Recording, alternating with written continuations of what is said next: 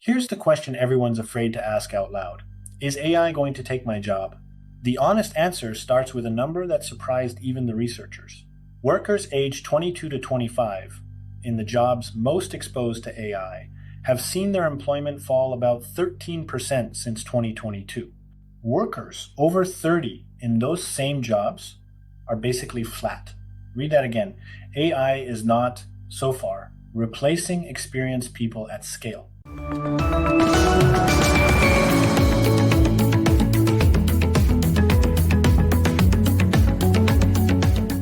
It's quietly closing the door behind them. The first rung of the ladder, the junior role you used to start in, is the rung disappearing. So, will AI take your job is the wrong question. The right one is sharper, and this episode is about getting it right. Let's separate the panic from the data, because both halves matter. On the panic side, the headlines are real. In April 2026, the outplacement firm Challenger, Gray and Christmas attributed about a quarter of that month's announced job cuts directly to AI. Entry-level job postings are down roughly 35% since the start of 2023. Among young software developers, one of the most exposed groups, employment fell close to 20%. On the commerce side, the aggregate. The overall unemployment rate has barely moved. Goldman Sachs estimates AI will lift productivity around 15% over time, while raising unemployment by about half a percentage point during the transition, then fading the way technology shocks usually do. The World Economic Forum projects 92 million jobs disappearing by 2030, and 170 million new ones appearing, net positive, painful in the middle. Both of those are true at once, and that's the part people miss. The aggregate is fine. The distribution is brutal. The pain is concentrated on the young, on routine roles, on the workers with the least room to pivot. Here's the cybersecurity instinct. I can't switch off. The dangerous threat is almost never the loud one. It's the quiet change in the baseline that nobody is watching. The AI job story is exactly that. The headline is layoffs. The real signal is the hiring that quietly stopped. So here's the idea that makes sense of all of it. The one most coverage skips. AI does not automate jobs. It automates tasks. Your job is not one thing. It's a bundle of tasks. A lawyer reviews documents, researches case law, advises clients, negotiates, manages people, stands up in a courtroom.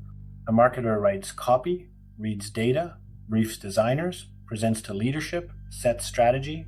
Every job is a basket. What AI does is reach into that basket and take out some of the tasks, the routine ones, the pattern-heavy ones, the first draft, the summary, the standard analysis. It almost never empties the whole basket. It changes what's in it. So the real question isn't, will AI do my job? It's what fraction of my tasks can it do, and what's left that's still distinctly mine? Ask it that way, and the fear gets specific. And specific fear is the useful kind. This is why entry level gets hit first. A junior role is, almost by definition, the most routine basket in the building.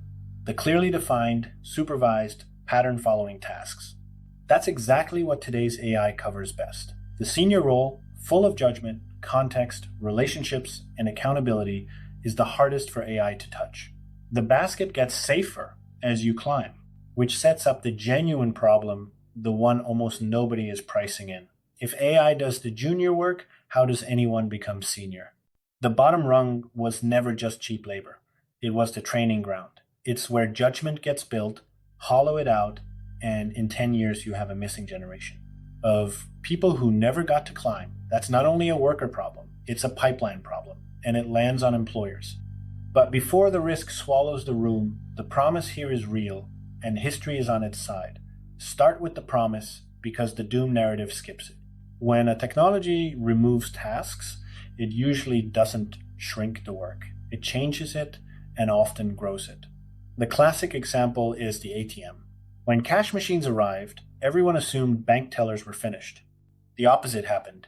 ATMs made branches cheaper to run, so banks opened more of them, and the number of tellers went up, not down.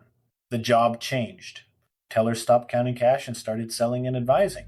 That's the pattern when it works. AI takes the drafting, the summarizing, the first pass analysis, and frees people for the judgment, the relationships, the decisions. One person with AI does what used to take three, and the organization does more, not less. The forum's net number, 170 million new roles, is that pattern at scale. Now the gap, because the promise has a catch, and the catch is timing. New roles don't arrive on the same schedule as the displaced ones leave. There's a window, and most analysts put it right now, 2026 through 2028, where the jobs lost and the jobs created don't line up. That gap is where real people get hurt. And it doesn't land evenly. Researchers at the National Bureau of Economic Research found several million workers sitting at the worst intersection: high exposure to AI and low adaptive capacity. Routine roles, limited savings, few local alternatives. For them, retrain is not a tidy verb.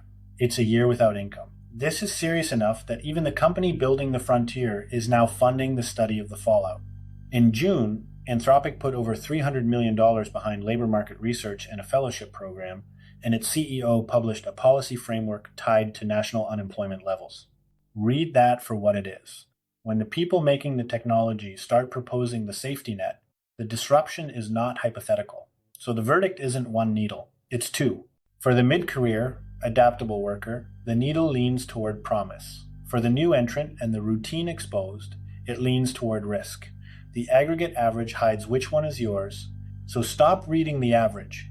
Find your own needle. Here's how. 1. Audit your basket. List what you actually do all week, and mark each task. Routine and pattern-based, or judgment, context, and accountability. The first list is what AI comes for. The second list is your career. 2. Move up the value chain on purpose. Spend less of your time on the tasks AI does well, and more on the ones it can't own, deciding, relating, taking responsibility for being wrong. Become the person who directs the AI, not the person doing the task the AI does. 3. If you lead a team, do not hollow out your own pipeline. The junior roles you're tempted to cut are where your future seniors get made.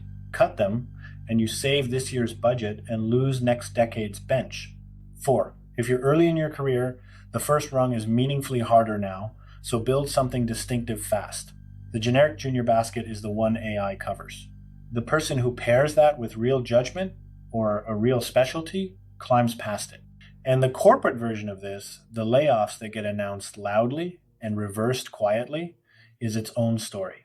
I'm covering that one in detail in this Friday's special. So the verdict on AI and your job, it will take tasks from your job.